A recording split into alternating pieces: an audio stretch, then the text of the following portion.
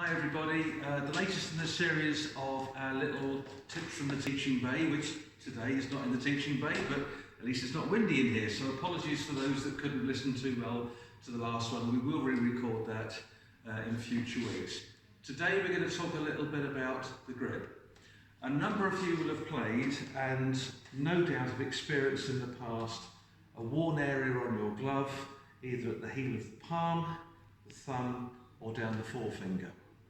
A common mistake for that is gripping off the end of the club a little bit too much. So a quick tip on that, always make sure there is a little bit of the club over the end of your hand, as you can see. The one we really want to focus on today revolves around what this bit of paper is inferring.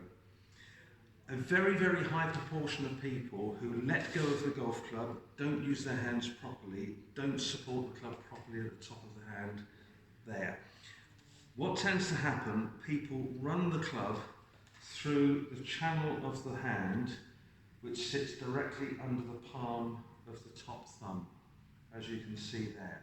What this does is leave an area of the club exposed, and you can see from the white paper where that is. Now, if you do this, there will be very, very, very little use of the hands in the correct motion. Any use of the wrist will create a lot of instability and a wide variety of shots. So the recommendation is to sit the club in a slightly different part of your palm. What we aim to use is the pad at the heel of your palm, and we achieve this by drawing the club not across the palm underneath the thumb, lower the club into the base of the fingers. What you will then be able to see is this secondary pad is able to sit more on top of the club. And once the thumb is placed onto the club thus, you will then see that that piece of paper has been concealed. That supports the club much better. It allows for a much healthier wrist movement, much more control over the club, allows the club face to get squarer. You will be able to hit the ball stronger as well.